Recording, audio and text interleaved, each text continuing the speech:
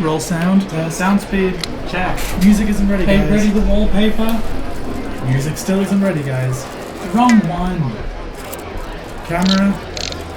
Take 10. Lights. Alright, music's ready. And action. Welcome back to the third and final part of our Hazbin Criticism series. Hazbin Hotel has no idea what it's writing about or why. But that's too long for the title of this video, so we're just gonna put Hazbin Shat the Bed.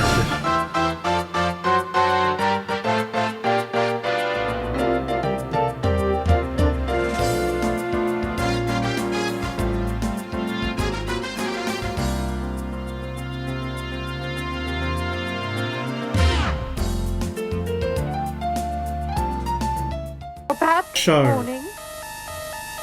The next program is about a bad Show. Hello, boys and girls. Mrs. Allgood here again. Now, this time, I know you're going to be sensible and switch off when you hear the tone. I'm having a lovely rest here in bed. And I'm making very good progress. And everything is fine, as long as I don't mention... Hazbin Hotel. Don't want to poop. Oh, there, now, look what you made me do. Hello everybody, and welcome back to the third and final part of my Hazbin Hotel criticism series. Part 1 focused on the granular and singular problems in each episode. Part 2 spoke on the writing problems plaguing the show as a whole, and here we will talk about the way that this show has no real imagination. It doesn't really know what it's talking about, or why it's talking about any of this at all. As always, chapters are in the description. My name is Cassidy Whiskey. If you haven't seen part 1 and 2, I recommend you watch those first, but these videos can really be watched in any order. This video is also just as good listened to as it is watched, and spoilers ahead for the movie The World's End, which if you haven't seen, go do that right now and then come back because it's a really good movie. In this video, we are going to be discussing Rehabilitation, Characterization, the show's racism, and of course,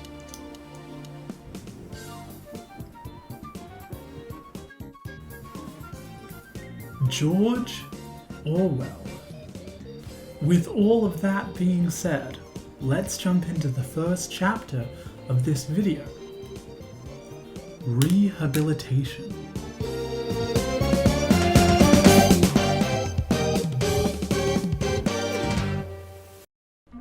Hazbin Hotel is a show about rehabilitation. You might disagree, you might say it's not, but that's because the show handles it so poorly that it seems like it's not. Almost everything about the show seems like it originated or is almost tied to rehabilitation, but it never quite takes that step. The show handles this core theme poorly because it's busy with its overarching plot.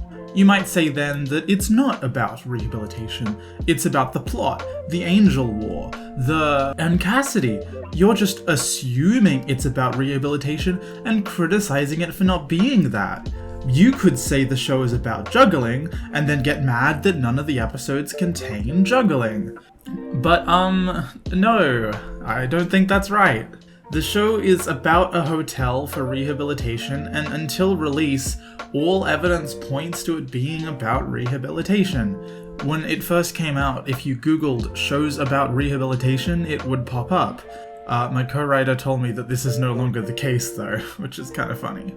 The blurb everywhere the show has been posted, like its Amazon or Wikipedia page, say nothing about angel weaponry, overlords, Adam's army of exorcists, or, juggling. It says it's a hotel to rehabilitate sinners, starting with angel dust. If you don't agree, then I'd say you're just not going to agree with how much I criticize the show for its poor handling of rehabilitation, but you're right to think that. The show isn't really about rehabilitation. I can see why you might be confused that I am criticizing it for that, because the show just doesn't focus on it. So we've already spoken about how the show doesn't use its hotel setting, but what's our fix? Easy. 8 episodes, 8 months. Every episode follows a formula with a rehab focus. 8 months until extermination.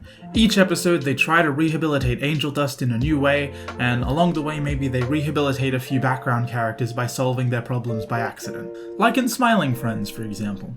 Mimsy and Cherry Bomb and Penchus and Husk, those kind of characters will join our bandwagon along the way or get improved in the background, and when it comes time for extermination, they go to prove that Angel Dust has finally changed, but oh no, Angel Dust didn't change, we failed. But we've got 7 other characters that we rehabilitated in the background of every episode without realizing, and now Angel Dust can do the right thing by finding these characters and getting them to come to Heaven Court, and maybe even some other background characters too. And Angel Dust proves that he's a good person by bringing all of these other background characters to Heaven Court, and they get to say, no, we've changed because of Charlie Morningstar. And Heaven goes, wow, that's a lot of people.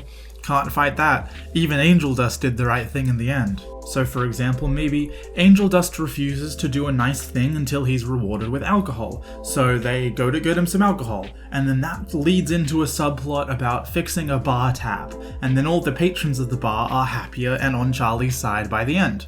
But instead of this, we get a cannibal army. A cannibal army that we just met?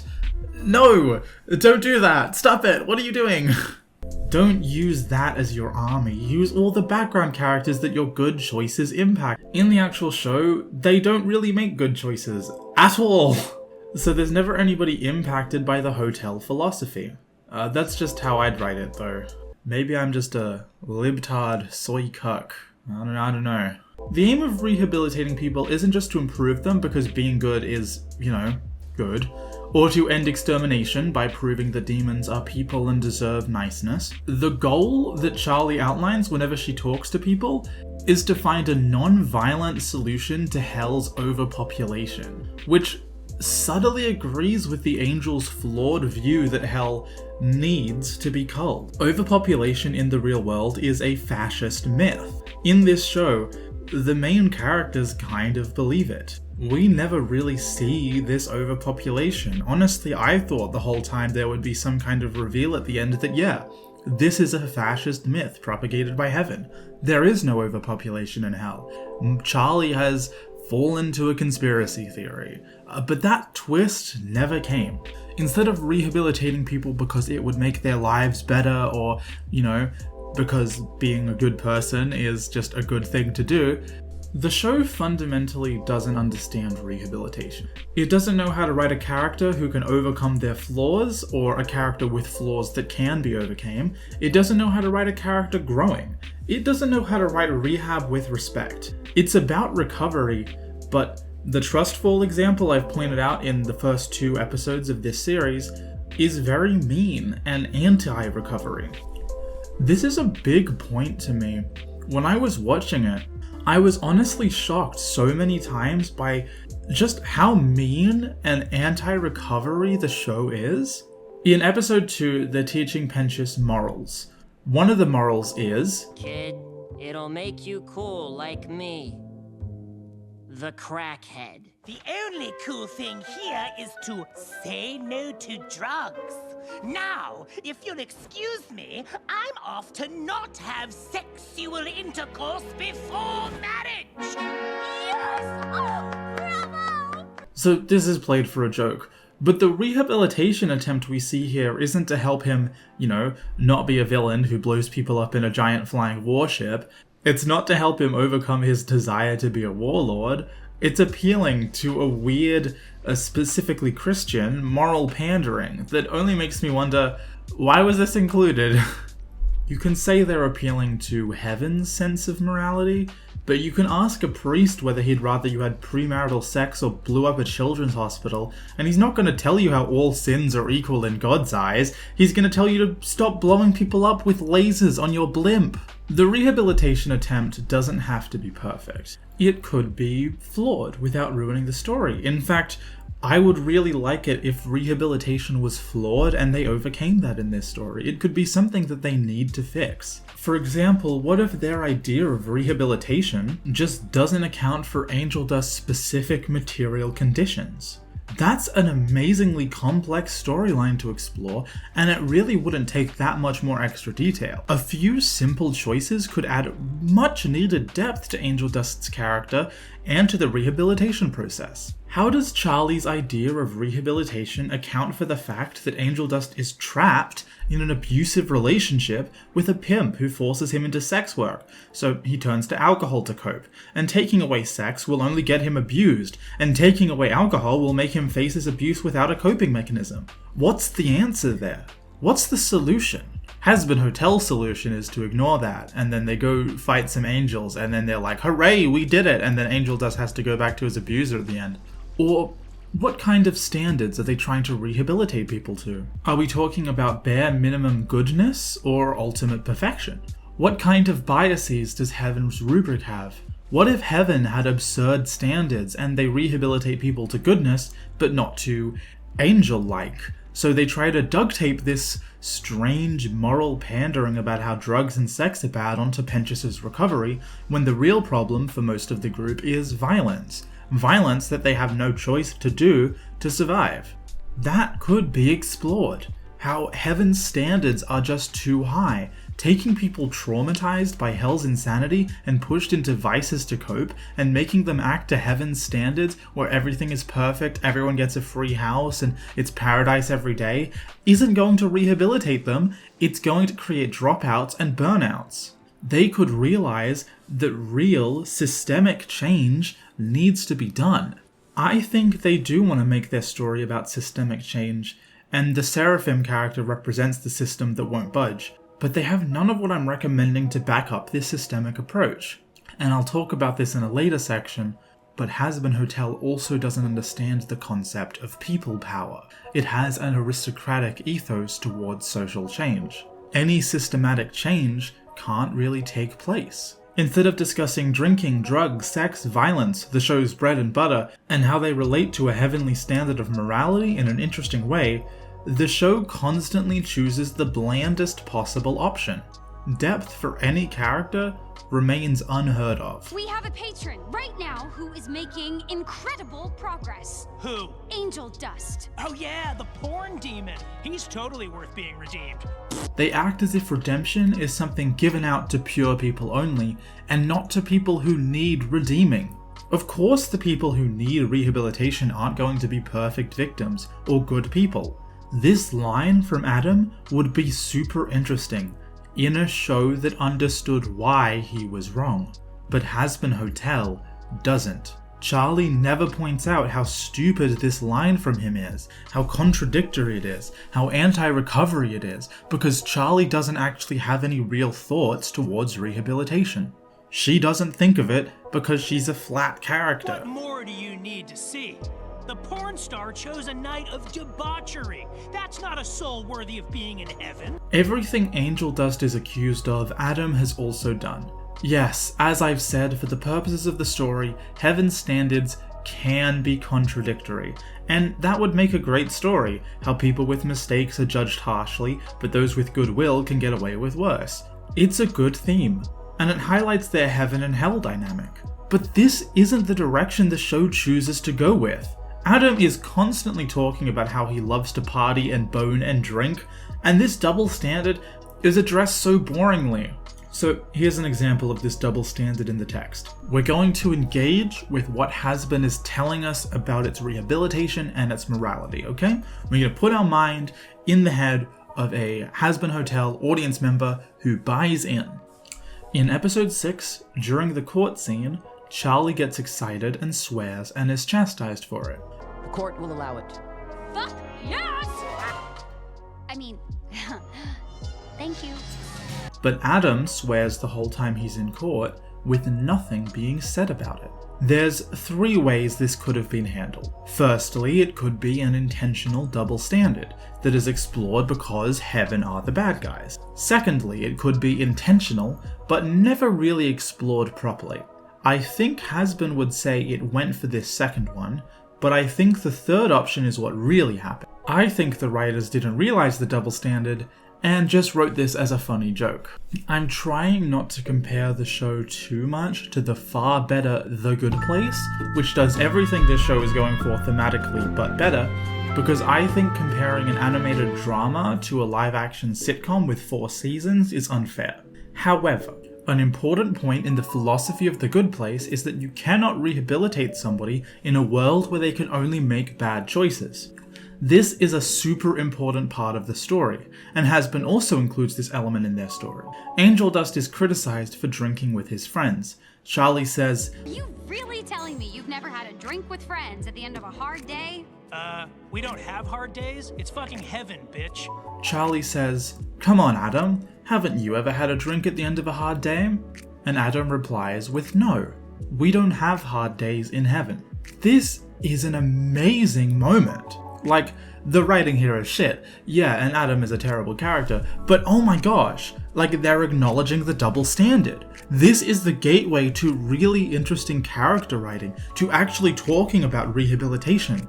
I'm not asking this show to be The Good Place regurgitated back at me with more swearing. Fuck. But this is a fundamental piece of their story. If they want to talk about double standard, but it's a throwaway line. You can't hold Angel and Adam to the same standards because Adam isn't forced to make hard decisions for survival. Adam isn't held down by stronger demons using him. Angel Dust is never given the benefit of the doubt and has to kill people to live because people draw guns on him multiple times in the show and definitely did during life as well. They bring up something so core to what could be their main theme, and it's a throwaway line. It's a gag. Why'd I say it like that? It's just a dumb joke. How much more interesting would the show have been if Heaven had a moral core that you could understand, instead of a confusing mix of real-life prejudices against sex and drugs, a small, unaddressed slice of double standards, and a rubric for success that is never thought out properly? If Hazbin cared about rehabilitation, it would have clearly defined standards, or have its standards purposely ill-defined, but chooses neither. It would be pro-recovery and not constantly mean, it would make rehabilitation part of its core story instead of a recurring B-plot, and it would stop vilifying addicts and acting as if BDSM is the greatest sin a person can do.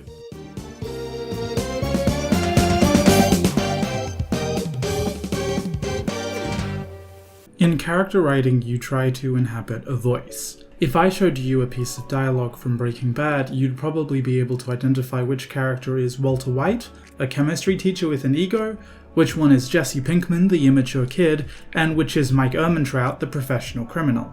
The character writing in Hazbin Hotel struggles because Medrano finds it hard to write this voice.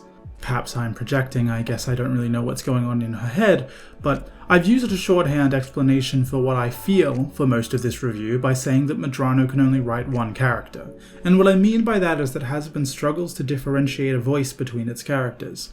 The voice of most characters uses similar vocabulary, including cursing, similar mannerisms, and similar levels of conversational tone.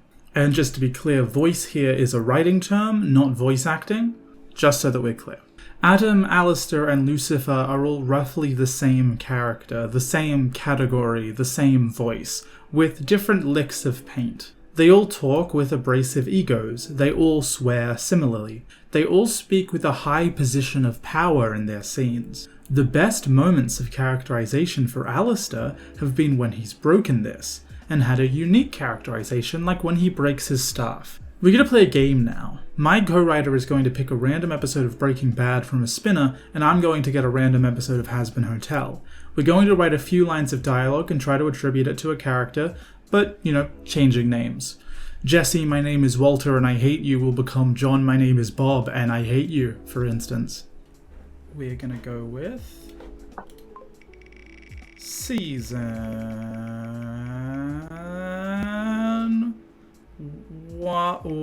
Season 5. Alright. Episode...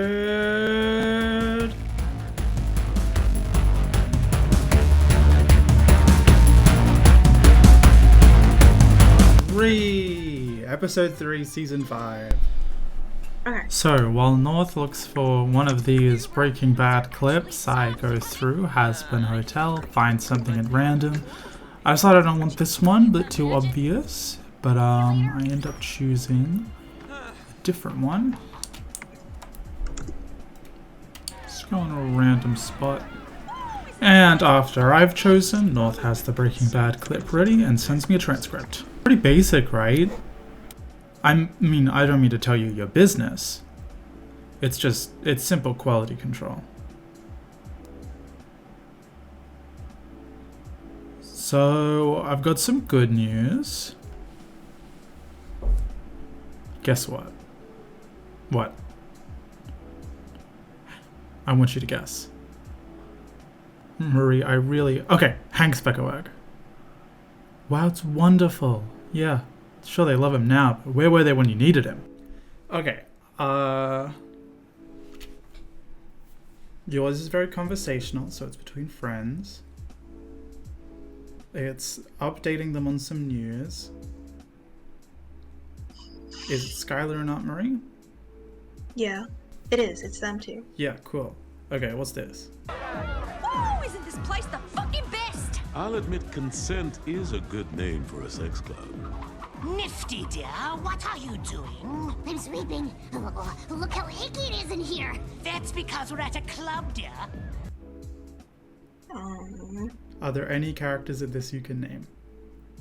Based on their characterization. I think the pointing to the right. The that greater one, than symbol. Yeah, that one. Maybe that's Charlie. Yeah, because they're very excited, aren't they? Mhm. And the hyphen? The hyphen. That's the really angsty bartender guy.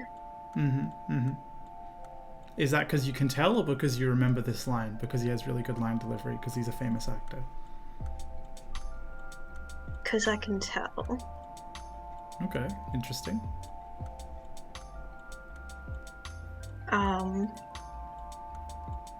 The dot. Gosh. I don't know. But the at sign, I think that's nifty. Because they're sweeping, and they've got all their lines are very exclamation. I don't know who the dot is. Is there anything you can tell from their lines? Probably the dot's probably like caring. But that's it. So the greater than symbol was not Charlie, it was actually Cherry Bomb. Oh. And the dot was Lord Pentious, or Sir Pentious, I forget which one. Really? It was, yes. That's why he says dear both times. Nifty, Wow. dear, what are you doing? You're not allowed to do your you're not allowed to do that voice again. Even in our practices, this held up. Cherry Bomb and Charlie sound very familiar, as does Vaggie, but when watching a random scene where a janitor gets arrested, I could tell who was Hank because of his cocky attitude and who was Walt Jr. because he referred to an adult as Mr. Surname, like a student would.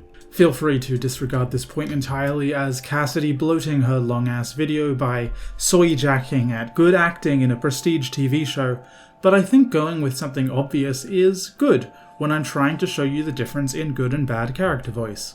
Hazbin Hotel's characterization is weak, the story is bloated with events and quick pacing, so there's no time for character exploration. There's 100 characters sharing about 3 hours of screen time, and they all share the same writing voice. They all talk like a first draft. My sci-fi short films, Interstellar, never went through a second draft. All the ideas were in my head, doing a mind map to work out the characters was never a priority. It was a sociological story that told the tale of several shifts in power in a future alien society. So I think it's comparable to Hazbin Hotel in that they're both trying to be sociological stories. There was Dmitry Grogovsky, who you had about 4 minutes to get to know.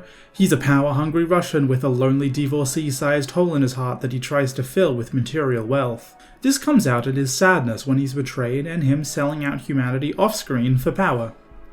There's his son, Jensen Grukovsky, who has no appearances. He's a power-hungry Russian with a daddy-issues-sized hole in his heart he tries to fill with material wealth. This comes out with him betraying his people off-screen for power.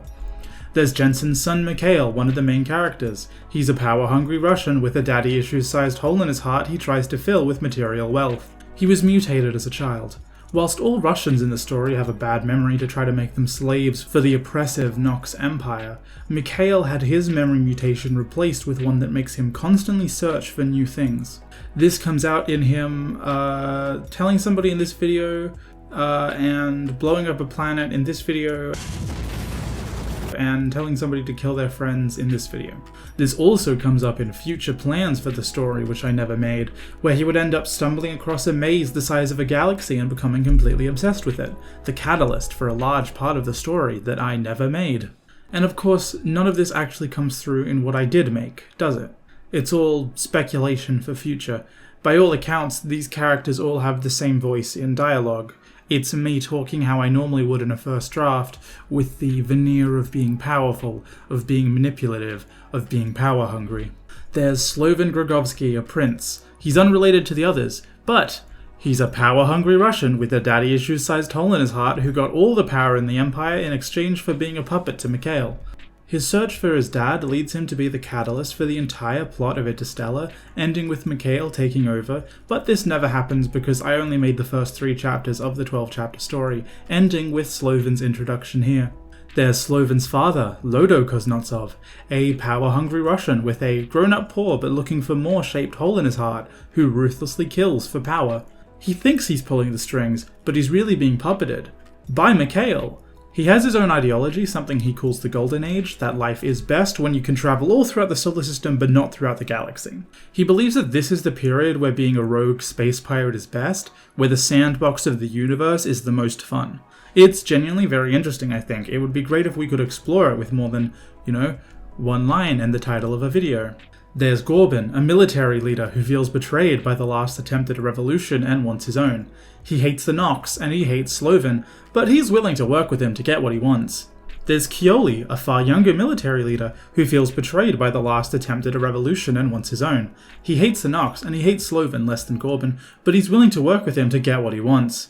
There's Andrew Walker, a man who walks with a cane, go figure, who isn't Russian or Nox, but actually an original human. He hates the Nox and hates Slovan, but he's willing to work with him to get what he wants. There's Joseph, another human who isn't Russian or Nox. He hates the Nox and Slovan, but he's willing to work with him to get what he wants, until he betrays them to work with the Nox, because he's willing to work with the Nox to get what he wants. There's 7651, a former Nox. He hates the Nox and the Russians. He wants to work with the revolution to make a new peaceful world between them. He hates Slovan, but he's willing to work with him to get what he wants. There's the Nox King, the bad guy of the movie, who is yet another puppet by Mikhail. Oh my gosh. All these characters I had made technically have interesting quirks. Kioli is half human and very hairy as a result, and in chapter 1 you can actually see him on a wanted poster. The Nox King is the last remaining Nox who cloned an army of himself, and is only the king because everybody else is dead, so he walks around naked in a royal cape larping as a king with an army of slaves trying to redo their old empire. Joseph is a con artist before joining the revolution. 7651 is the only Nox in the group. Dmitri is gay and physically disabled and treated as the base standard genes for a human, so all the Russian mutants look a little bit like him, including his green eyes. But none of these really matter, because the story wasn't properly told.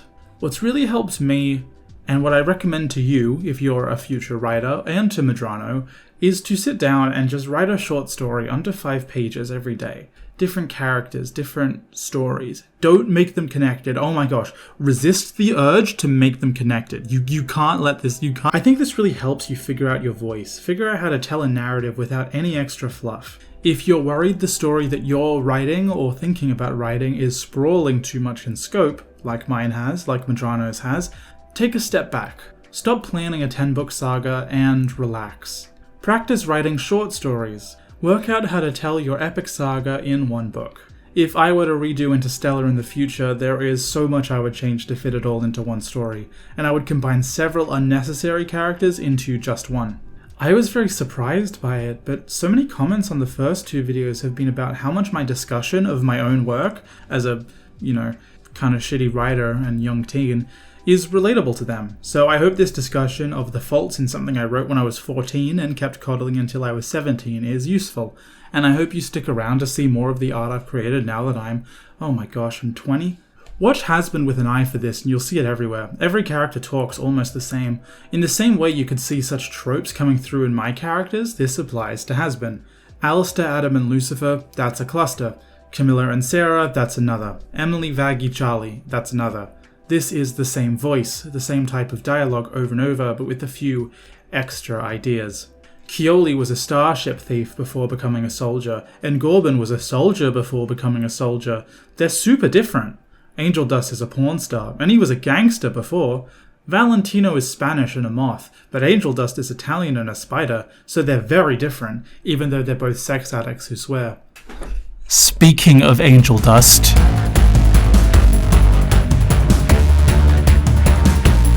Come on, kid. It'll make you cool like me.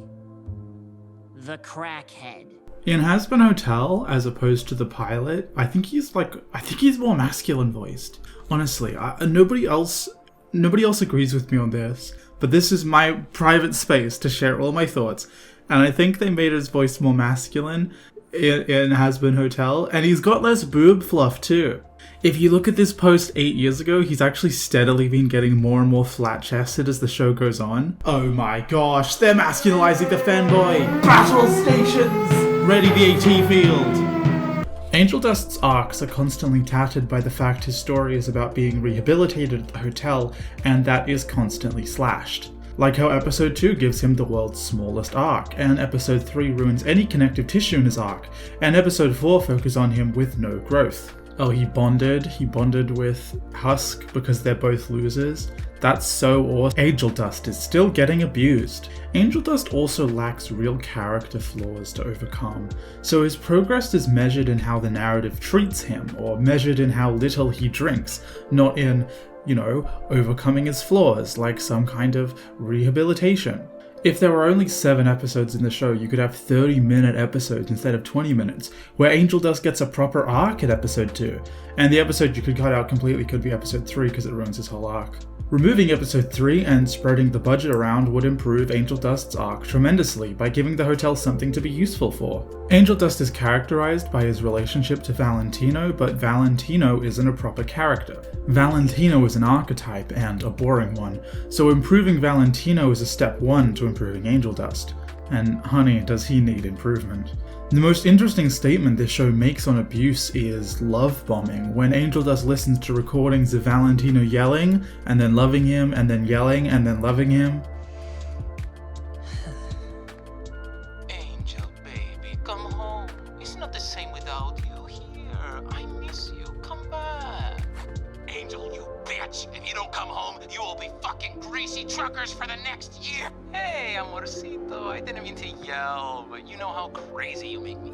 You fucking slut! Hey, Angie, about earlier. Kill your whole fucking family. Work's really stressful. Little cocksucker. Which is the most that ever explores the topic of abuse, and it's stupid because Angel Dust is obviously not manipulated by this because he looks bored the whole time, and the audience and the character both notice the manipulation.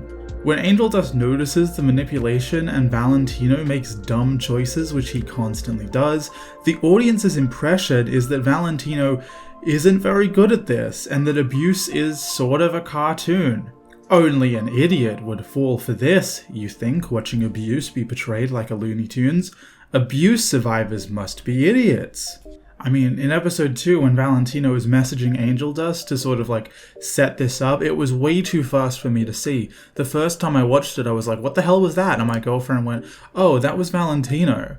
And I'm like, who the hell is Valentino? We don't know this guy. I haven't been watching the bloody music videos. I don't know this guy. Angel Dust's dialogue also suffers from this problem, where somebody's gonna say, oh, Angel Dust, I'm gonna kill you. And then he'll go, ha, well, I'm horny about that. So this isn't every time it happens, but here's a taste. Can I help you with anything? I've been a bad boy, and I need a big, strong daddy to put me in my place. Keep that to yourself, Nev. What? You don't love being here with me, Whiskers? I'm not about to put on some show for these fucking chumps. Oh, I will. But it's cash up front. And I know that one can't afford me. Gross! I love me a man with a giant tool. Hurt you? Something about myself, huh? Well, how about this? I love to suck. I swear to fuck if you say dicks. Popsicles, you sicko. Get your mind out of the gutter.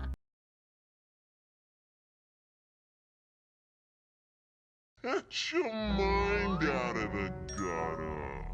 Oh my god, I just realized that Valentino died in the 70s and Angel Dust died in 1947, so Angel Dust is older than Valentino by like several decades. Wait, so Angel was in hell from between 23 and 33 years without Valentino, and then sometime in his 33rd year in hell, he signed onto a contract Valentino made to become his sex slave? I always assumed that's because like Angel Dust had just gotten to hell and he was like in a precarious situation. What was going on? This guy, Valentino, just got into hell. And then he managed to fandangle a demon 30 years his senior and decades older than him into a sex slave contract? What the fuck is happening? I mean, if Valentino took even 5 years to set up his porn studio, named Porn Studios, this gap gets even worse. What was Angel Dust doing during all this time? Waiting? Oh, the timeline makes no sense. There's this painting in the background of one scene where it's like an old-timey painting of Vox and Valentino, and it's like, oh, they used to be friends, you know, back in the 80s. And it's like, what was Angel Dust doing then? Angel Dust has been running around in hell for 40 years at the time of that painting. Oh, you don't get it, Cassidy. He's not a perfect victim. Shut up! Like 99% of abuse survivors, he is allowed to be horny without my permission. I'm not saying he needs to be a sexless victim. I'm saying Medrano fucked up his timeline so she could put him in the era of pinstripe suits to fit her aesthetic. Angel Dust did something wrong? No, you can't blame him for his flaws. The narrative says he already got his punishment. The sexual abuse is his earned punishment. That's fucked up. Flanderization is a film term. Sorry, I know you know this, but some people might not, so we're doing this. Referring to the way a character's primary traits are exaggerated over time. I should probably tell you about Ned Flanders, but I'm going to tell you about Abed from Community because I'm kind of up my own butt. In episode 1 of Community, Abed is a bit autistic and he likes movies and he knows a lot about people, and he's useful to Jeff as a recon guy. The U.S. citizen, he's not a threat to national security or anything. A lot of people want to know that after they meet him because he has an angry energy. But not like angry at America, just angry at my mom for leaving him. Although she did leave because he was angry, and he was angry because she's American. My name's Abed, by the way. Abed, nice to know you and then meet you in that order. Now, about that question that I had? Oh, 5 after 11 when you asked. Abed. Yeah. What's the deal with the hot girl from Spanish class? I can't find a road in there. Well, I only talked to her once while she was borrowing a pencil, but her name is Britta. She's 28, birthday in October. She has 2 older brothers, and one of them works with children who have a disorder I might want to look up. Oh, and she thinks she's going to flunk tomorrow's test, so she really needs to focus, and she's sorry if that makes her seem cold. Holy crap. Abed, I see your value now. That's the nicest thing anyone's ever said to me. By season 3, Abed is having multi-universe adventures, is heavily autistic, and that has supplanted how he knows about people, and he likes to use movies as a lens to see the world. By season 6, Abed has an alternate universe self, is completely foreign to sociability, and almost all his jokes are about how asocial and bad at friends he is, and also how he loves movies and interprets the whole world through movies. It's okay, buddy. Just a few more minutes and we're good until spring, okay? But it doesn't make any sense. Think of it this way. We'll get the hour back later in the year. Donkey from Shrek makes waffles in the first movie, then he sings about waffles in another, and by the 4th movie he's risking his life for waffles. Ned Flanders from The Simpsons, hey look, I did end up talking about him, starts out as a well-rounded guy who is at first a friendly neighbour, but then slowly aspects of his character disappear whilst his most obvious aspect, his religiosity, becomes his main character trait. So, this is gonna sound crazy, but I think Angel Dust got Flanderized in episode fucking 1. When you sit down to write a show, you create your characters and make sure every part of them interacts with the plot. Let's use The World's End for an example. See, I told you that spoiler warning in the beginning would be relevant. The writers sat down and made sure everything ties into each other. The main character, Gary, is going to have suicidal tendencies, risk his life for childhood nostalgia, so in the formation of his character, they say he attempted suicide, which informs the beginning of the film being an AA meeting, and his suicidality is going to mean he lets his only forms of escape from the killer robots leave. Okay, just go. Wait, what about the others? Leave with me, okay? I got this. Are you sure? Yeah, I always land on my feet. I don't know if that's true, Gary. Just go. The robot bad guys have selective memories, and for a scene where his friends question Gary, they bring up the selective memory he's had all movie. I haven't had a drink for 16 years, Gary. You must be thirsty then. But we can go back, see the guys, chew the fat, it'll be just like it always was. Except this time, we are going to finish this thing once and for all. You have a very selective memory, Gary. Thanks. You first. Wow, you really have a selective memory, don't you? Somebody else was saying that. Me? No, I would have remembered. Mr. Shepherd remembered stuff, so did Oliver. Selective memory. Remember? We don't see you for years, and you just pitch up and bring us here. You better come up with some hard evidence that you're human. Otherwise, we're gonna find out for ourselves. Every character trait of Gary King ties into the themes or plot or character or drama in some way. The World's End is so good, it's so good. Angel Dust has been in Medrano's head for years. Reinventing him for the screen whilst planning the show is impossible, after Medrano created her pilot and had years of ideas. A competent team of writers would come up with a Valentino to suit Angel Dust that fits in with the themes he represents, but instead Medrano already came up with Valentino, and he's boring. There was no sit-down where they did a mind map to sketch out the creation of Angel Dust. Angel Dust was already a meme before this show ever went into production. Angel Dust was created through tiny little choices over the past, a decade? Angel Dust has been the scrunkly blorbo that Medrano scribbles in the margins of her textbook since college. He's gone through change after change after change. If any proper plan for him ever existed, which I doubt, it's been flanderized completely by the fact that Angel Dust's first appearance in episode 1 of Hazbin Hotel is his 10th year of being written, is his 10th appearance on the channel. Like I said in the previous video, the writing of Hazbin Hotel has to snake around the plinko machine pegs of the stuck-in-stone ideas Hazbin is trapped with. Another problem with Angel Dust is that, as I said, everything about his character in the story revolves around him overcoming his personal flaws. So the problem is, what are his flaws? He drinks, and he's a sex worker, but not by choice, which, man, I really hope we get to explore this in season 2, come on. I care about that plotline way more than I care about the angel, heaven, demon war or whatever. So he drinks, he's a sex worker not by choice, and he parties sometimes. Those aren't flaws. I mean, maybe if the show was just about Angel Dust, him drinking and partying could be a flaw, but what are his actual flaws? He isn't that untrustworthy, he makes the right choice a lot of the time from day one.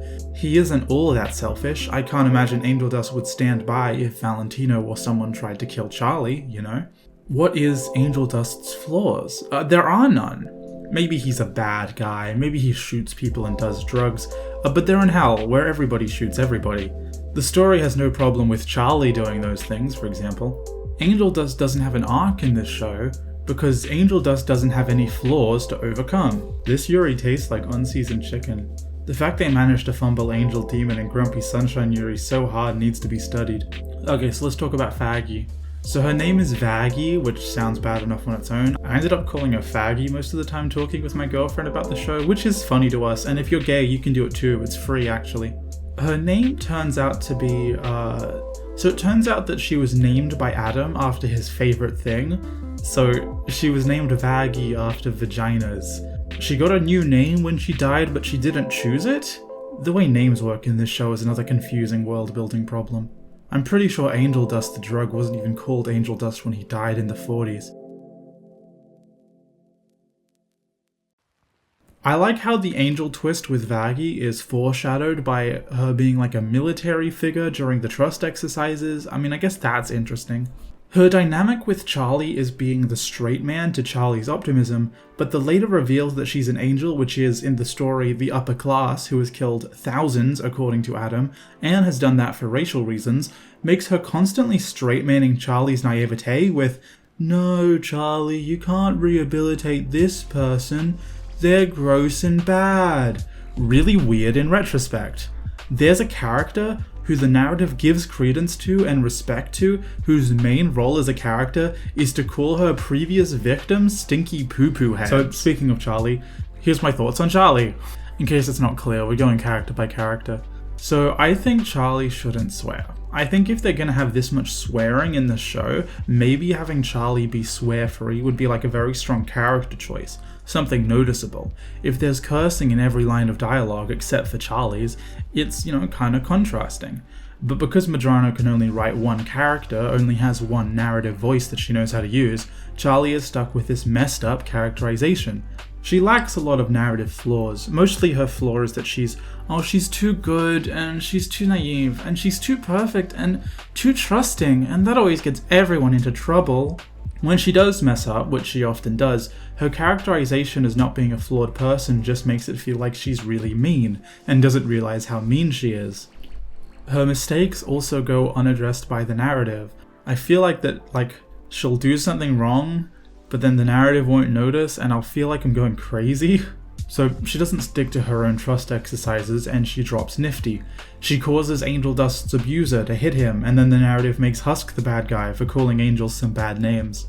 It's a strange sort of moral double standard that the character has. The idea behind her character, that we're told, is that she fixes other people to ignore her own problems. But what problems? And where do we get to see this supposed character trait? And when is she going to overcome it so we can learn about her interesting flaws? I peeked to the microphone so much then. When are we going to learn about these interesting flaws that she's supposedly ignoring by fixing other people? Or does she not have any?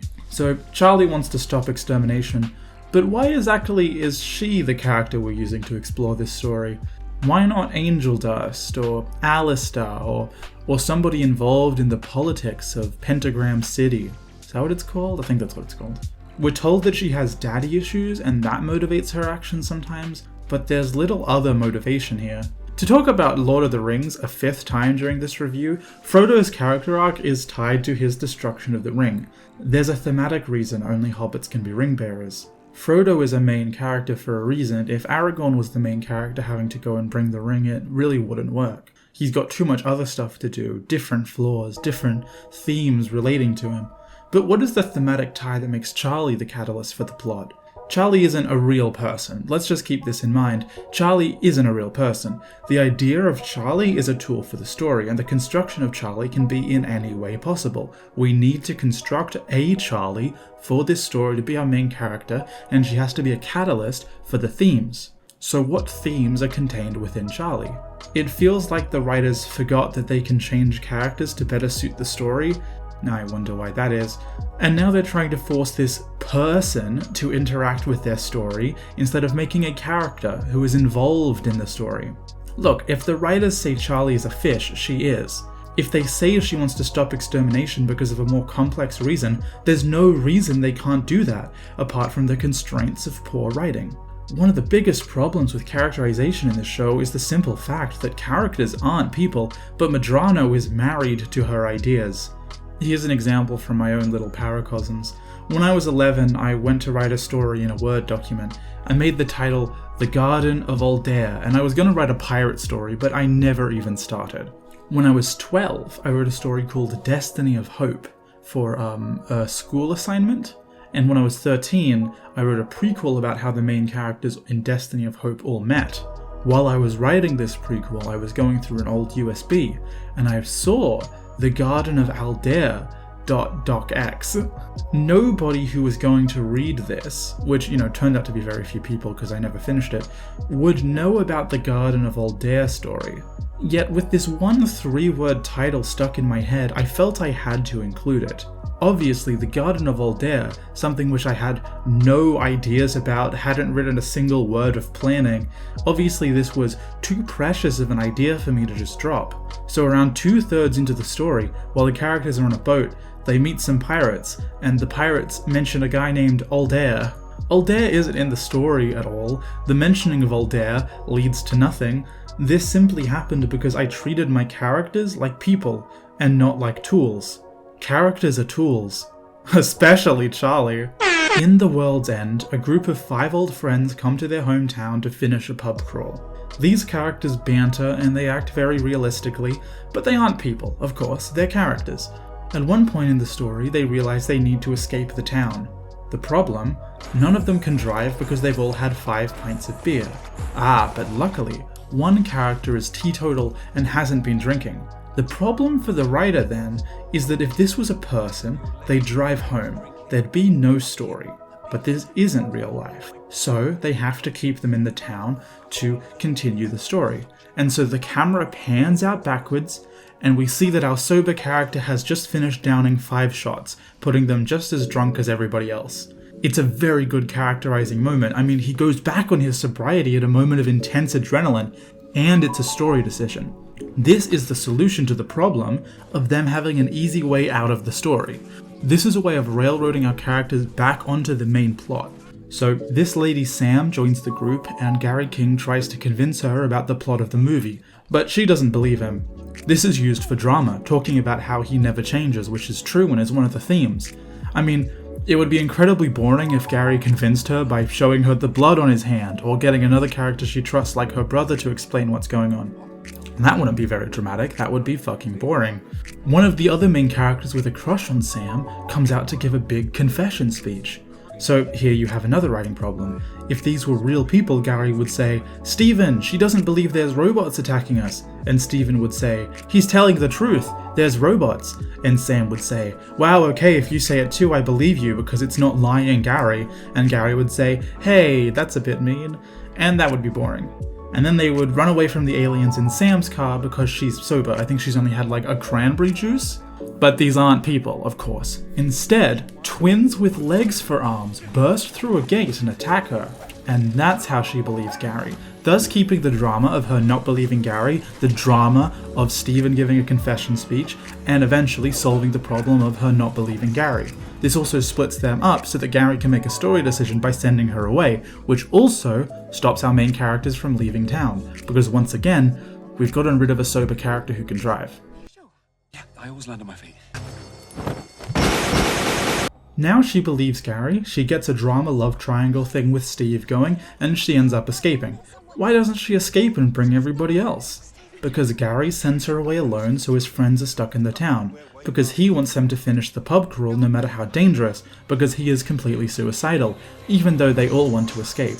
This is another moment of character, and purposely separating Gary and Sam from the rest of the group to have this scene is a writer's decision. As H. Bomber Guy says, writing is about making decisions, and I think that's one of the best descriptions of writing ever. So this is a short overview of a movie I love and the ways drama and character can come out and be maximized without ruining story opportunity. Medrano's problem, one that applies to Charlie and every other character, is that she doesn't treat them like characters. There's all these ideas for scenes brewing for years that has yet to happen. She's got a document on her hard drive titled Guardian of Aldair, so Charlie has to act in silly, unnecessary ways, like recruiting a cannibal army instead of rehabilitating people. And now, instead of drama, Charlie is driving everybody away in a sober person's car. Compare the way that Vaggie and Charlie's drama in episode 7 is contrasted against Steven's confession to Sam in The World's End. How the story is moved, purposely shifted to make this drama possible. How Gary's characterization of wanting to finish the pub crawl and sending Sam away is compared to Charlie finding some cannibal characters we've never met and then convincing them to join her against the angels in like 2 minutes. See, this is homework for you, because I'm not going to do the comparison. You have to go watch the movie and then think about it yourself. Oh, I'm evil. Ooh, I'm going to make you think about things, you little rat. Alright, I'm gonna get some wine and then let's talk about Lucifer. So Lucifer has all these ideas for the creation of the universe. That's the thing which like splits him off from the angels. But then he gets to control hell, like a whole sub-dimension, and suddenly he's a deadbeat who doesn't care about anything, he doesn't want to create anything, he doesn't want to help anybody, he spends all day making rubber ducks. We're told by the story the reason he gave up on his dreams is because he never saw the good that came from his actions. He never saw people enjoying life on Earth. But neither did Charlie, and she's perfectly fine. Lucifer is once again an example of our problem, not used for narrative cohesion or purpose, not treated as a tool to be used in the story, but as a person. I want to have a joke where he's a short king, and then Angel Dust looks at him being a short king and says, wow, look at this short king. Haha. I want to have a bit where he says sweetie, and he looks at the camera for the gays and girlies to have sweet times while looping it on TikTok. I want to have him sing at Alistair about being Charlie's real father figure. Hooray! Another song where it's two characters singing directly at each other. My co-writer and I were talking about the scene where Alistair tries to supplant himself as a father figure to Charlie, and Medrano says Alistair was just doing this to fuck with Lucifer, which was not made clear. So my answer is also Lucifer, because I don't know how authentically fatherly Alistair is. Like, I think when it came to that episode, it was more like Alistair clearly has, you know, a natural rivalry to Lucifer because he's such a powerful being, and it's like a, you know, it's a threat, right? And so I feel like it was like, how do I get under this guy's skin? And the most immediate thing is that he really wants a relationship with his daughter. And so Alistair was like, oh, I know exactly what's gonna bother him. So I think that's where that was born from, and I think it's really funny that he's just like, yeah, I'm your dad now, out of nowhere. For the audience, the idea Alistair is just doing a prank is completely unsaid. I assumed it was some kind of manipulation. For the audience, all we see is Alistair develop a sudden motivation to be Charlie's father figure, one we've never seen before, and it's completely out of left field. Medrano saying he's just being a little trickster, just a little guy, is actually a deflection of the criticism that this motivation came from nowhere. I say, hey, what's going on? This motivation of Alistair's just came from, nowhere. And Medrano says, oh, no, you don't get it. So Alistair was doing a prank? He was doing a prank. Pranking is within his character. And I go, okay, why didn't you put that in your story? And she says, yeah, no, he was just being a trickster, just a little prankster the whole time. He's fucking Loki too. What if Alistair was a father figure to fuck with Lucifer? Yeah, that'd be a good scene. Does it matter if the story set it up? No, of course it doesn't, because I have a Word document titled Garden of Aldair, so I can't not include it. Treating characters as tools and refining your story to the bare essentials is why short stories are so punchy. Treating characters as tools is why you never see a character go to the bathroom every 2 hours in a movie. Speaking of Loki too, Alistair isn't scary because they show him too much. So you know how in Alien you never see that? I already did this bit in the other video. So with Alistair you see everything. It's not scary. Watch my other videos. He's a creative character with most of his characterization in his dialogue and design. He's even animated in an interesting way, and his voice is cool. He's a cool character. I'm not an idiot. I'm not gonna lie to you. You're not an idiot. We can both agree Alistair is pretty cool most of the time. But lots of missed potential, so I hope I brought that to your attention. The intrigue around him is also poorly handled, as we've spoken about. I'm not going to repeat myself on that. Alistair gets his coat ripped in the second episode, and he says, oh, I'll have to go to the tailor. That's his voice, that's what he sounds like. But his coat is already tattered, it has rips everywhere as part of his design, so in subsequent episodes his coat doesn't have the rip he got in the story, but it continues to have the rips that are part of his design document. I think this is funny. I think, I want to imagine that he told the tailor to fix up just that one rip, but then keep the other tatters.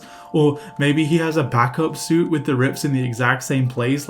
He's just LARPing as this cool guy, like people who try to rough up their nice new shoes. There's this bit where he won't appear on camera. He goes, this face is made for radio. But then during the rest of the show, he frequently appears on security cameras 3 or 4 times. It's really weird because there's no other point where there's a security camera pointed at Charlie or Vaggie. There's 2 different scenes where Alistair appears on a camera.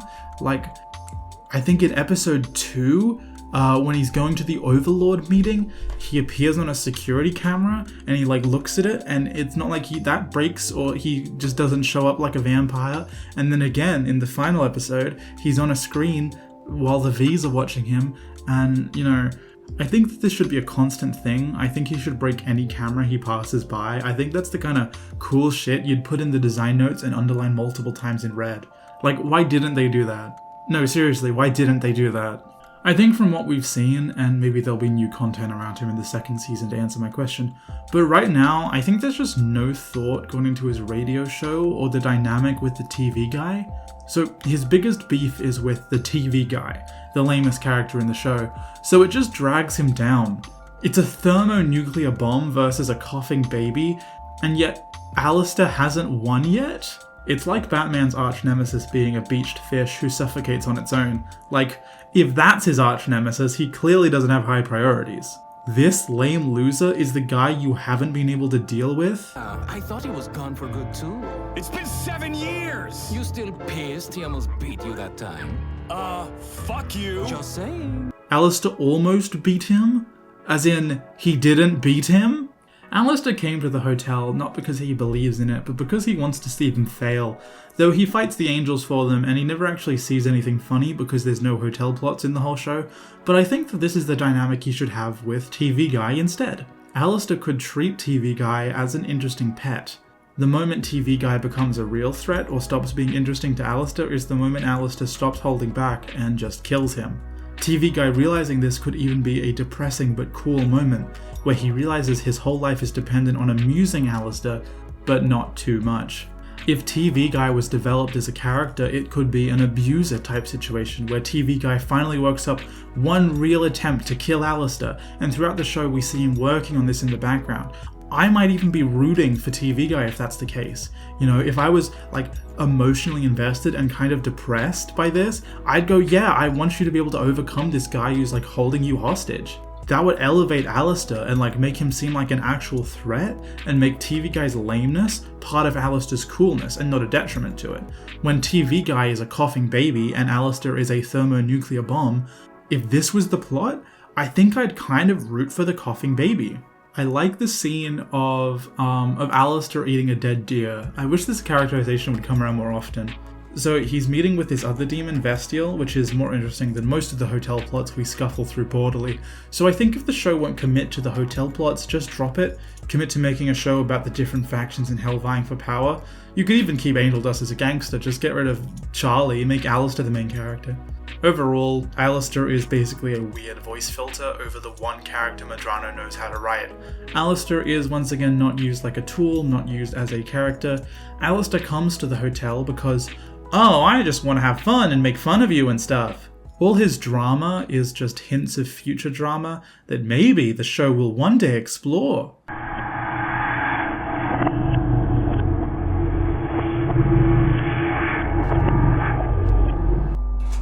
Oh, cisgender white woman. Don't write a bad show, no.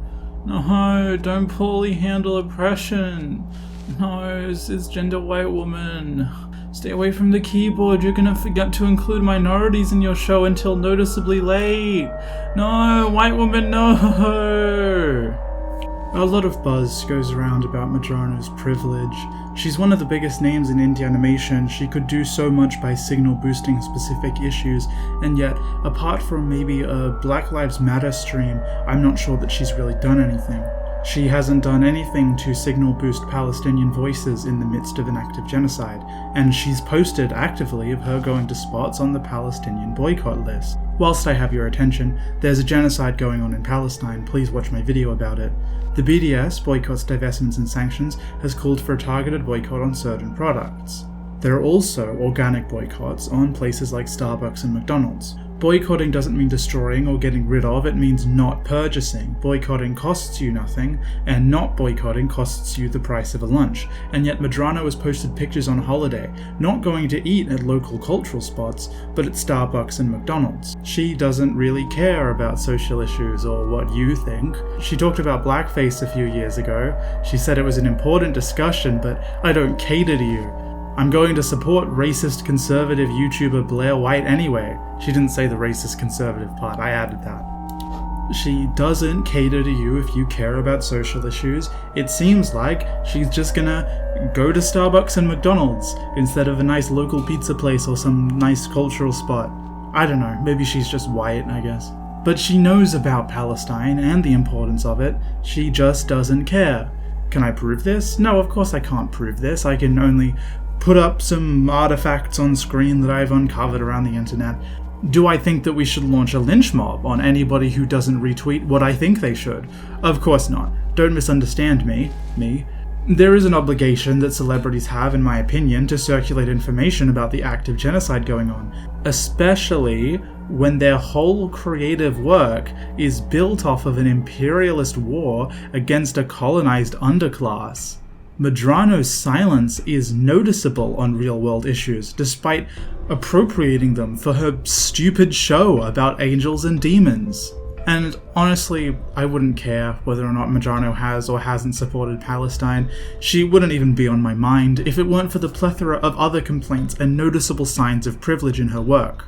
I swear, I feel like I'm going crazy because nobody talks about it, but I've watched Hazbin Hotel maybe 3 times, and every time I find some brand new racist thing jump out at me. Many complaints have been made even since before Hazbin, for many reasons. You can look at apologies she's issued or look for people talking about it, but I have no wish to slog through receipts and call-out posts to find out if the lady who writes poorly is or is not privileged, because I know the answer. She writes like a white person who doesn't check her privilege. Many have come out against her portrayal of Pentious and how he's allegedly a caricature of an indigenous friend that she turned on. Many have talked about how she bullies and silences people who talk about her negatively with her hordes of fans. Much has been said of how she calls critics bigots when her depiction of gays is fetishistic. And hey, I'm a queer writer, and I have a problem with the show outside of Medrano's personal belief. Google trans characters in Hazbin Hotel and shows me who comes up. Oh, what? There's no trans characters in the show? That's odd. She loves Blair White though. How come Alistair and tons of the other aesthetics in the show are based on jazz and speakeasies? But none of these characters actually engage with the cultural significance of black music. Are the writers just uninterested in taking anything apart from the aesthetic of jazz? There isn't even any jazz in the show. Her Mimsy character has been criticized for being anti-Semitic. Alistair culturally appropriates voodoo symbols when it is not her right to misuse another culture's religious icons, and it would be a far more creative choice for her fantasy show about hell to create a new interesting symbology instead of racistly stealing African culture. Her show has been criticized for its obvious fat phobia for years, and she makes big Twitter threads about how people criticize her, but never about the criticisms that she's taken on board. If you're okay with appropriating African culture with Alistair's voodoo, you probably don't care about how she also appropriates and uses imagery associated with the Wendigo in Native American folklore. But seeing as how you're not even supposed to utter the name of such a creature, it does make me wonder if that kind of appropriation was worth it to appease the deer furries. Nifty, according to Medrano, but not actually in the story like everything in this fucking show, Nifty is Japanese. Nifty was born in the 1920s and yet she wears a 1960s poodle skirt. Medrano's decision to make Nifty Japanese was because the voice actress could speak it, but without that context, it really seems like Medrano said, what's 2 things I associate with housemaids? Japanese women and poodle skirts, and then gave her an anachronistic skirt and made her Japanese. There's a lot of unfair criticism out there. Turns out that people actually love an excuse to yell at a woman on the internet, go figure, and there's a lot of misinformation. Look, there's bad portrayals of black characters in Hazbin Hotel, like Emily and, Velvet?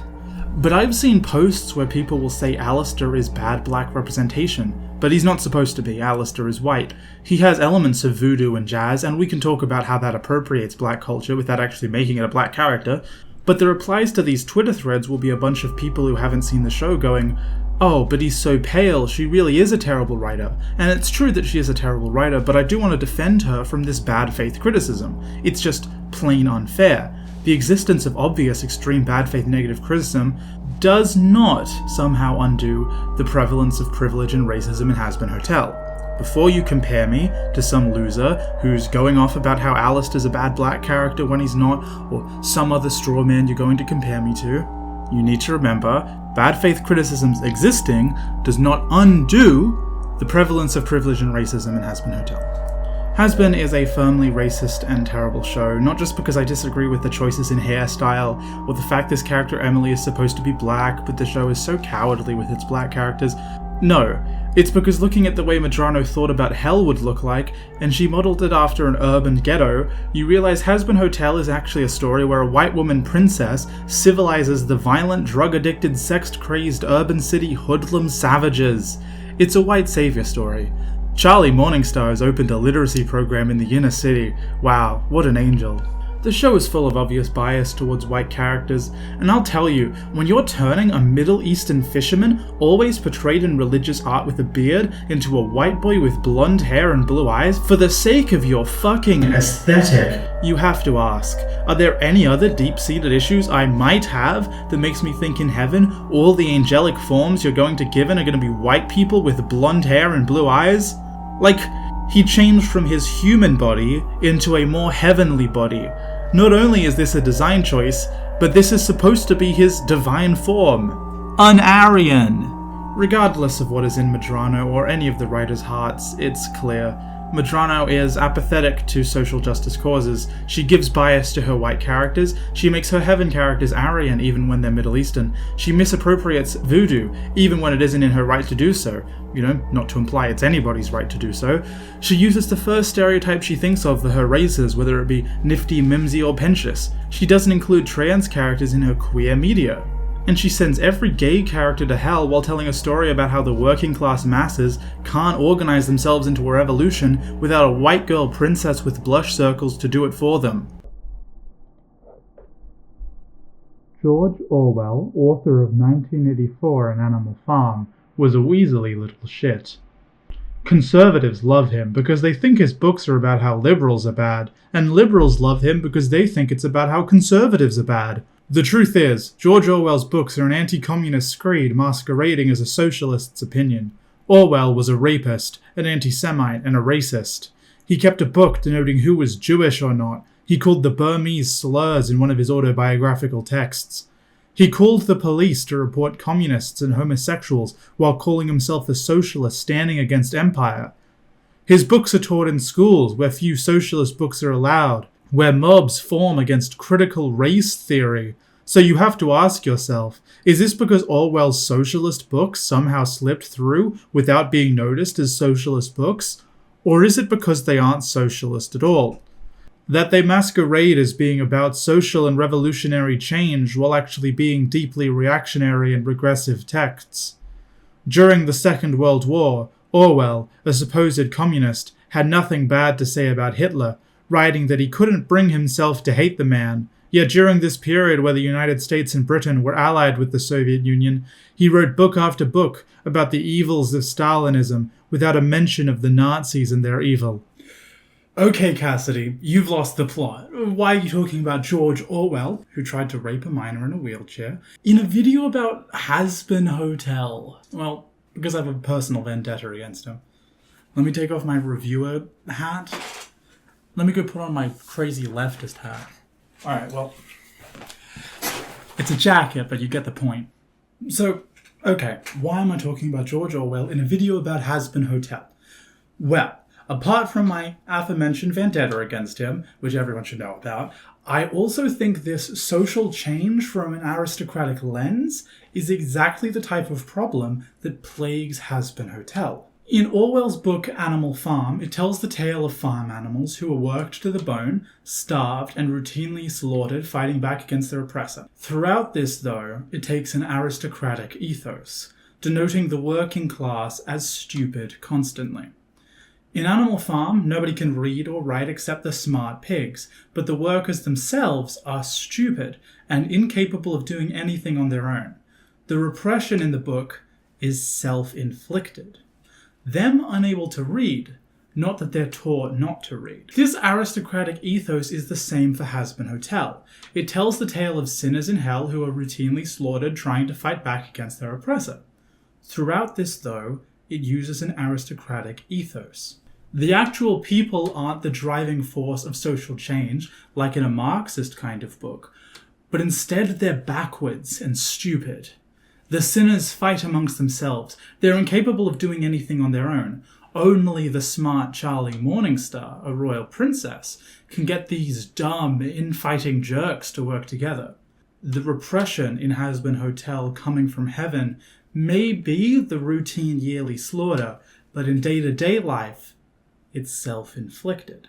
Heaven doesn't force them to fight. Heaven doesn't fund right-wing extremist groups in the Middle East. or fund right-wing extremist groups in South America, or assassinate presidents in Africa. They don't actually repress hell. They just come kill people every few years. All of this repression, it's infighting gangs who kill each other and blow up buildings.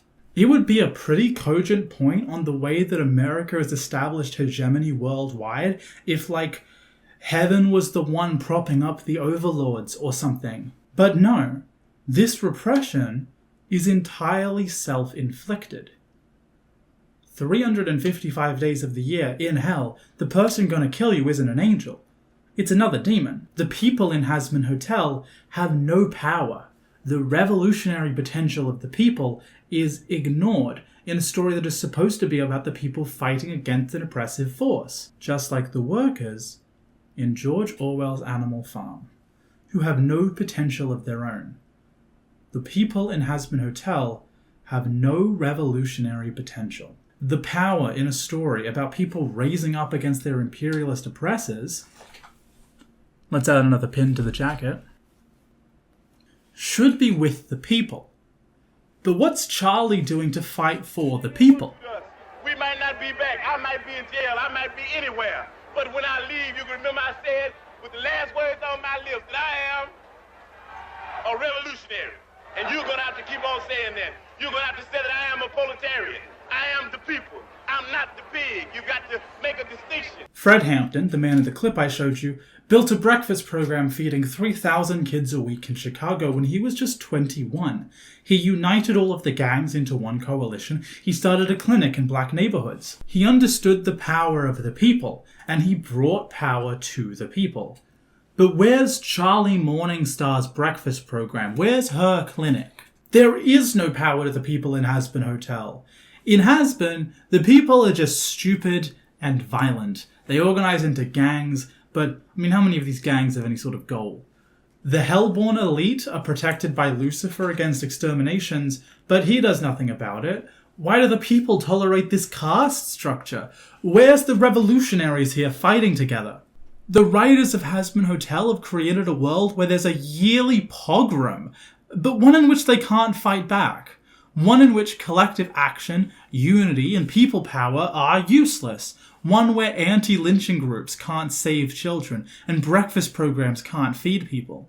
They've created a metaphor for the Vietnam War where there's no Viet Cong. They've created a metaphor for the Cuban Revolution with a Batista but no Castro. They've created American imperialism but with none of its enemies and no Black Panthers. They've made a world where the only thing you can do to affect positive change is go and help Charlie Morningstar with her stupid hotel that doesn't even work. It imagines a society where people are unorganized as a sort of the Purge style anarchy. But the thing about an unorganized society is that people get organized. Just like Animal Farm, with its aristocratic view of the workers, Hazbin Hotel imagines a world where the people die, and not one where they can fight back. All of this comes down to one thing, in my opinion. Vivian Medrano is a liberal. There are many whites who are trying to solve the problem, but you never see them going under the label of liberals. That white person that you see calling himself a liberal is the most dangerous thing in the entire Western Hemisphere. He's the most deceitful.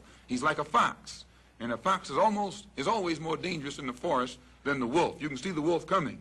You know what he's up to, but the fox will fool you. He comes at you with his mouth shaped in such a way that even though you see his teeth, you think he's smiling, and you take him for a friend. There's an extent to the liberal imagination under capitalism, because we're stuck in what's called capitalist realism, as conceptualized by Mark Fisher. Medrano is, on the surface, in line with liberalism. She is in favor of gay marriage and gay characters, but has very little to say on queer liberation for the rest of us. No real feminist message or trans character. Capitalist realism is the idea that even criticism of capitalism is subsumed by capitalism. That we can't really imagine the end of capitalism, even if we imagined the end of the world.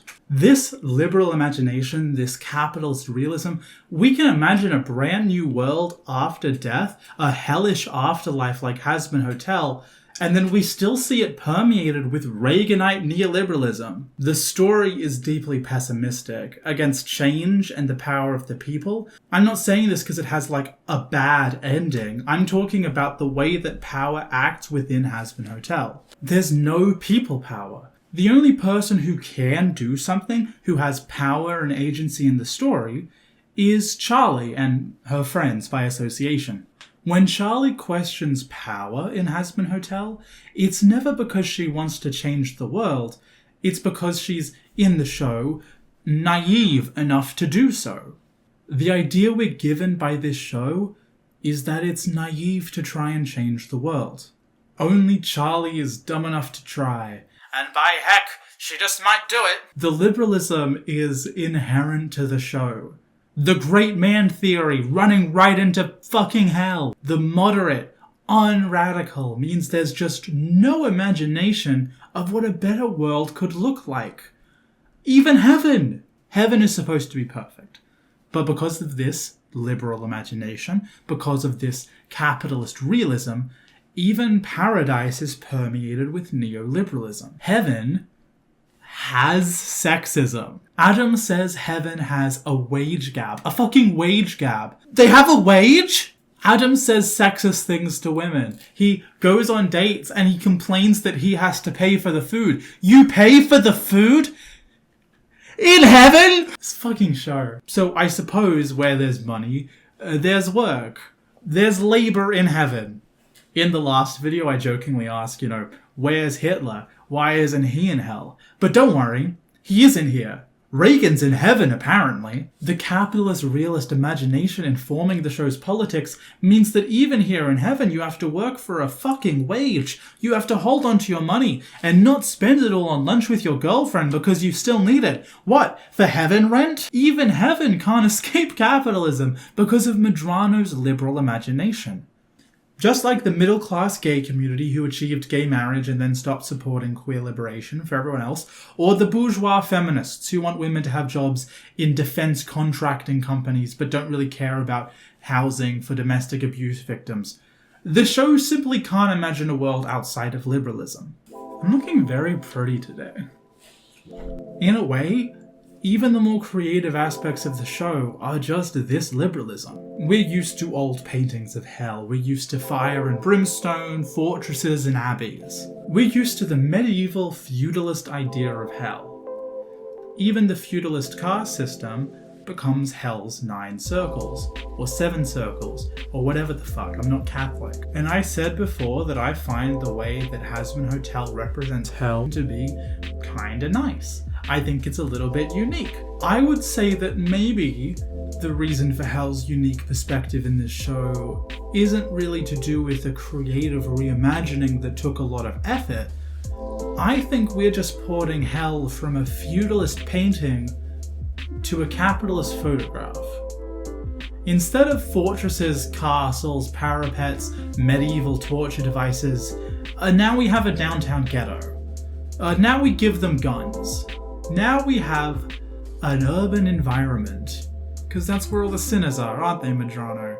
You little racist. So in the way that feudalism became capitalism, Hell went from Dante's layers and punishments to Hazbin's gangs and car dependency. The best Hazbin can imagine isn't a restructuring of power, or the revolutionary potential of the people finally realized. It's philanthropy. Charlie isn't a revolutionary. She's not MLK or Malcolm X. She's Bill Gates. She's one of the royals, but I don't know which one. Not Diana. Maybe Diana, because she probably shook a faggot's hand at one point. This is the liberal imagination's most heroic figure, not somebody who fights for their people like Ho Chi Minh or Fidel Castro or Lenin or Jesus. I threw Jesus in there, so if you disagree with the first 3 examples of heroes, you can't disagree with me because then you're saying that you hate Jesus. So, this heroic figure they've created isn't a freedom fighter, they're a philanthropist. Can you believe the princess would risk her position at the top of the social hierarchy just to help a porn star addict? Wow. She is so nice. This is a love heart, but I'm not very good at doing them. How do other people do them? I think other people do them like this. Yeah, this looks way better. Wow. She's so nice. Under neoliberalism, under this post-Reagan culture, Western Christianity has begun to associate sin with poverty. The dominant neoliberal power structure sees poverty, homelessness, addiction, powerlessness as a moral failing. You are a bad parent because you can't afford to feed your children. It is your fault you can't afford a house. It is a sin to be homeless, but not to be the landlord withholding the homes. In the way that Hazbin puts its gays and its sick and its addicts here in hell, we see the way the neoliberal imagination just can't see past this. We see a reflection of this attitude to poverty. The city Hazbin spends most of its time in, Pentagram City, apparently one of the many places in hell, but we never fucking see any of the other ones. It's a poor city. Every part of it is a dilapidated post-recession Detroit, not a Times Square. The whole city is the poverty-struck part of the city the liberals avoid, driving through with their SUV with locked doors, or a fucking limousine if you're Charlie Morningstar. I'd love to show you, but unfortunately Limo Final 02 is just far too important. Dispute rejected. This is not fair use. Whether consciously decided or not, Hazbin conflates its idea of sin with poverty.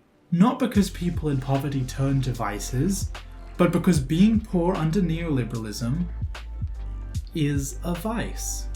And here we still see the aristocratic ethos. Alistair and Mimsy represent jazz, but God forbid we play any of that music.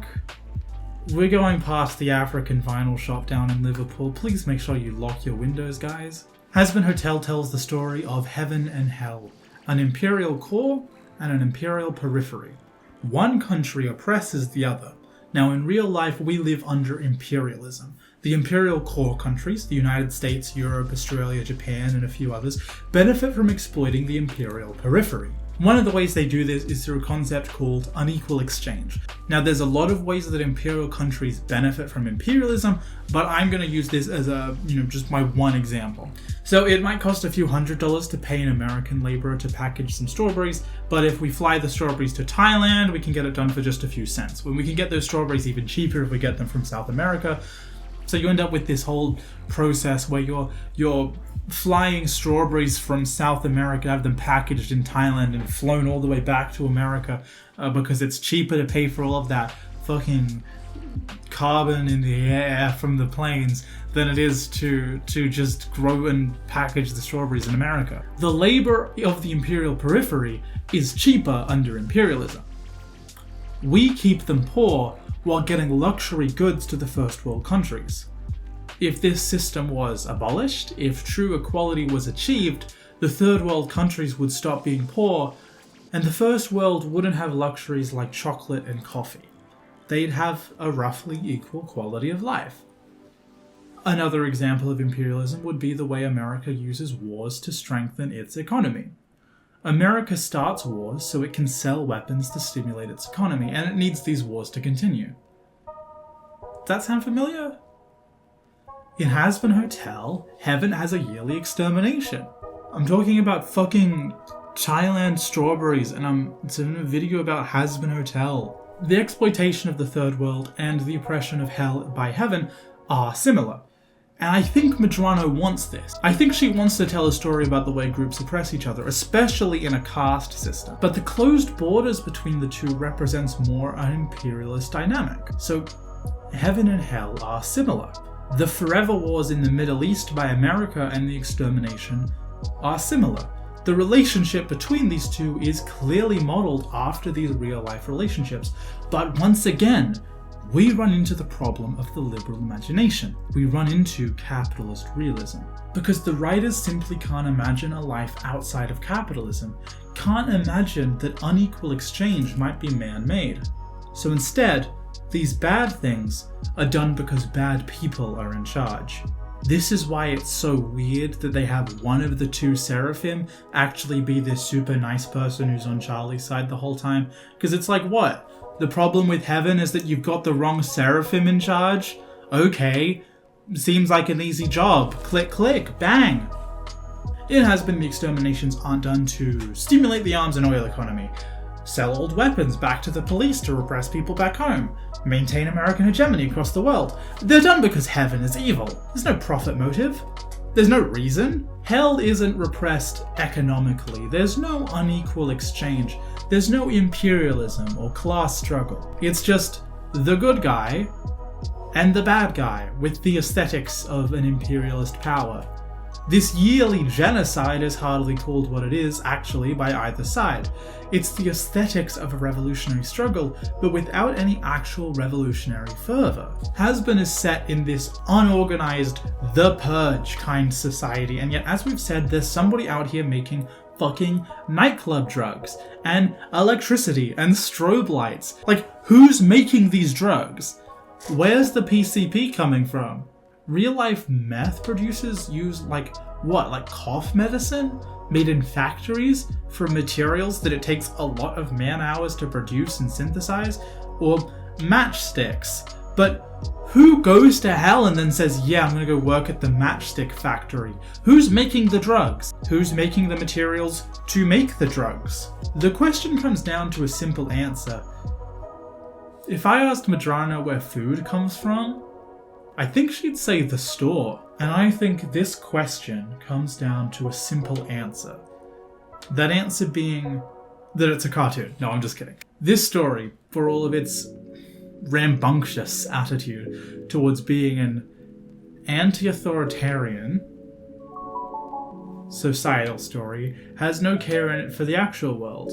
Not just like uncreative things like the fact that they take Molly and PCP instead of like smoking a soul or lighting up some brimstone, which I attribute towards the show's almost reactionary nostalgia to the 2000s nightclub scene, but I think the uncreativity comes from the capitalist realist unimagination. The fact that when Madrona goes to Starbucks or McDonald's, she doesn't think or care where that food is coming from, where her money is going.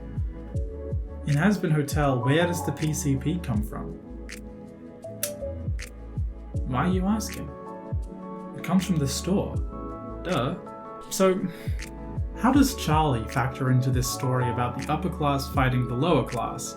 She doesn't. There's no question to whether the monarchy is good or bad. The monarchy is just plain good in this show, so having your character be a princess, be part of the upper class, that's not a contradiction.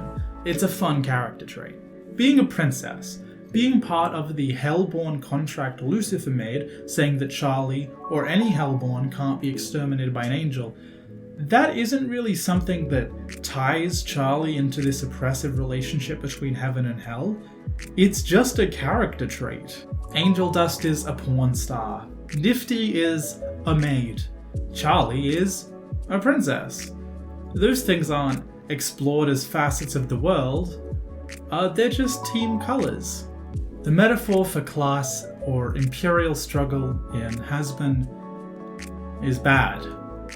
I don't have a conclusion or like a huge point to draw here. I simply think the show is completely anti-revolutionary.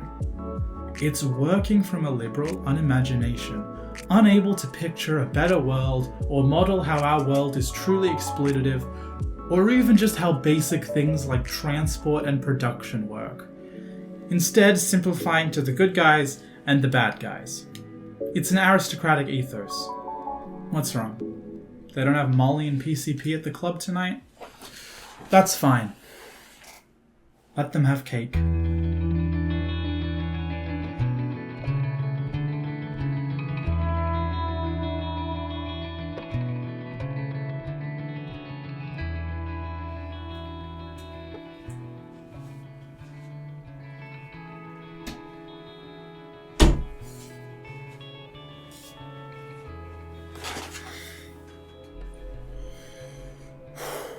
Forgive me, Father, for I have sinned. It has been 20 years since my last confession. My name is Cassidy Whiskey. I'm neurodivergent. since I was little, I've had these worlds that I build onto. Paracosms is what I call them. I think they're related to my autism. When I was very young, I would play with Lego. Anytime I enjoyed a concept in a movie, I'd find it ported to my Lego world. There'd be episodes and seasons and storylines and characters. I'd lay on the floor playing with all the different characters. I used to think about trying to write it down, but it was like my own personal TV show. It spanned from when I was like 5, maybe to when I was 13, so like 8 years. As a toddler, I had this character named Super Bear. You know, it was me, obviously, in the sense that I'm Clark Kent, you know. My mum even wrote me a theme song. She was a church singer. I drew some art for a storyline once, and this was when I was in preschool and I couldn't write yet. And I sat with my mum on a table and she filmed me explaining what happened in the story so that my mum could write the words to it.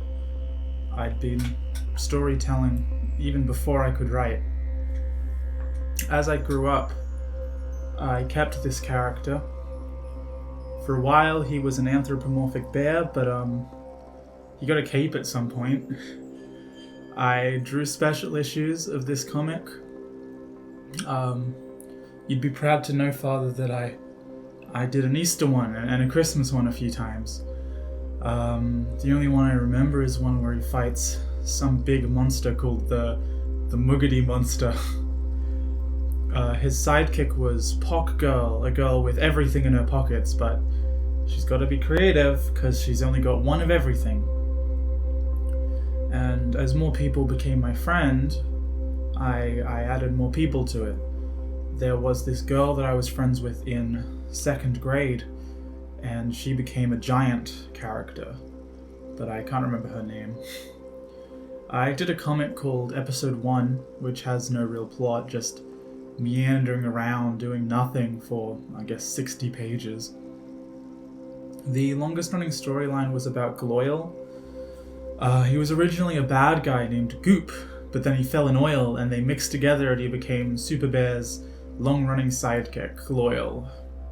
I had a new reboot comic where Super Bear now had a flaw, but this was inspired by me having recently seen One Punch Man because I was like 12 or 13. The flaw was that he was bored by being strong. I'd just stolen it from One Punch Man, go figure.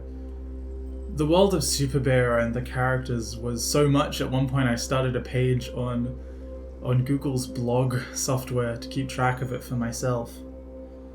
I probably have tens of thousands of words written about a fantasy world I created called Nor when I was in 6th grade. I even had the ego to talk about it in a review of Hazbin Hotel that I made. I made it when I was in 6th grade. I continued to add to and sort it, write about it, but I never created anything. I started with one short story for a school assignment, and then that spiraled into me planning a 10-book epic saga that obviously never materialized because I was 13, 14, 12. The world expanded, scope creep. It included multiple dimensions, 2 multi-book villains who were manipulating everything, 3,000 years of history, an entire bestiary of monsters, and an in-depth magic system. But like the Lego stories, and like Super Bear, I couldn't escape my influences. I couldn't create the fact that I had thought up these scenes that I had to include. I wrote this in 2016. I wrote this while my autistic child brain was obsessed with Undertale, so the whole thing revolves around magic concepts like souls that are so ingrained into it, I could hardly write it. I just can't remove the influences now. In 2018, I finally moved on from it. I had interstellar regimes, a world-building project with my friends, but everybody else abandoned it, so I made it my darling. I changed it beyond recognition, making all of their additions fleshed out. Until 2022, every single idea that I had for a story was ported to fit on some planet in Interstellar. If I had an idea, instead of making it its own story, there'd be a planet in Interstellar where that thing was happening. It was just hidden away in an ideas document. I only ever thought about the amazing stories I'd make with Interstellar, and I did that for years and years. I thought it was a great, sociological story, but I really didn't understand my own opinions or ideas or how to put those in the story. I knew what I wanted to talk about, but I didn't know how to plan a story that would let me talk about those things. I think in the end, I wrote it with this kind of great man theory, aristocratic ethos that I kind of want to back away from now. I never planned my message in advance. To quote my senior year drama teacher, I can't be precious, I've got to kill my darlings. In 2022, I wrote a screenplay that I hope to sell one day called Wentak Trash, and my rule was that I need to avoid this paracosm obsession, the tendency to stretch out the world. But once I gave it a name, once I called the universe Arbor, I couldn't help myself. I couldn't help but imagine what kind of story came before, what could come after. What happened back during the Yovropin War? What happens next for the town of Henelga and the main character? I've just been living in paracosms, living as Super Bear or Altholos from Nor. I'm reminded of it whenever I try to log into an account I made in 2016 and find my username is Altholos. I found the distinction between reality and my creations hard to distinguish. When I was 13, I had to talk to Lifeline because I had an episode believing that I was one of my characters.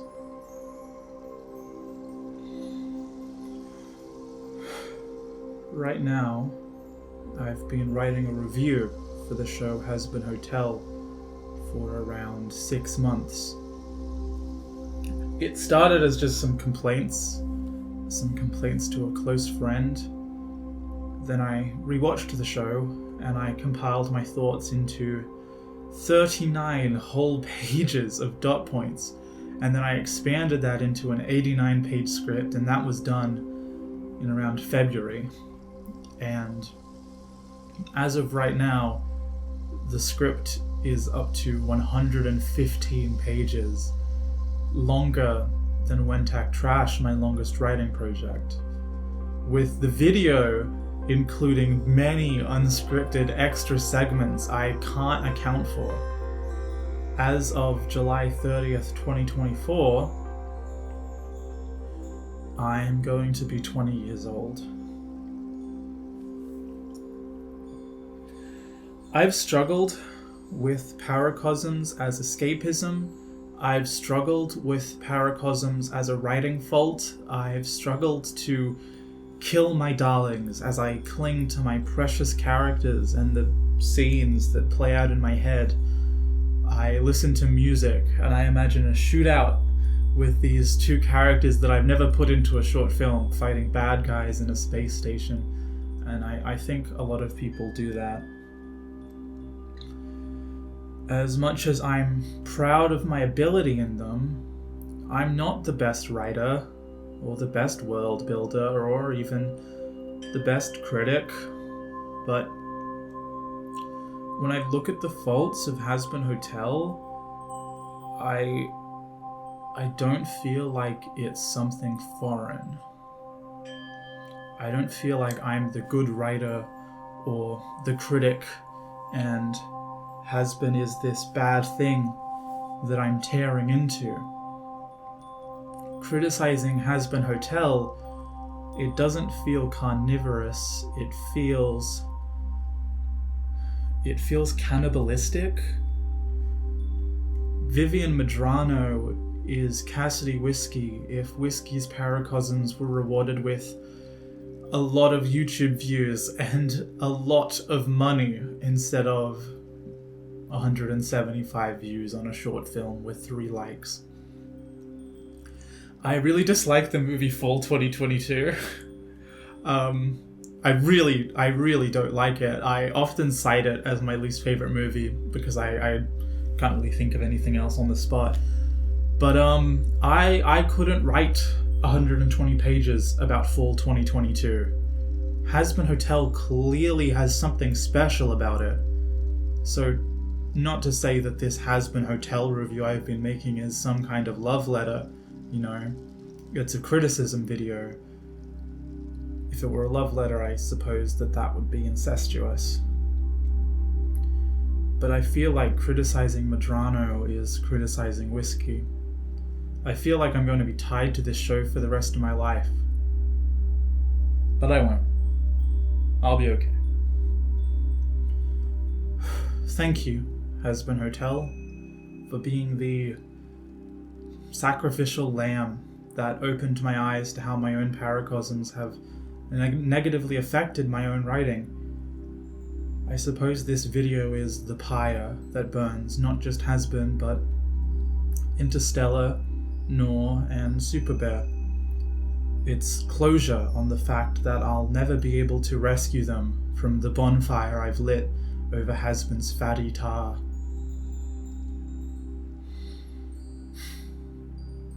I can't wait to find out what I write next.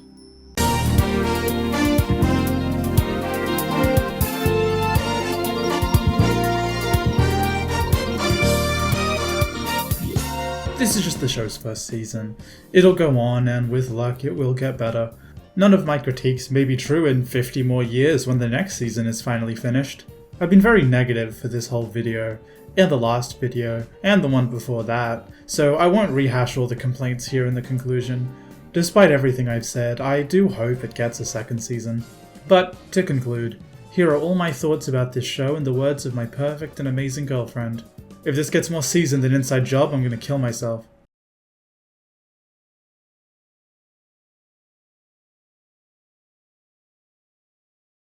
Happens. Now, what's your story called?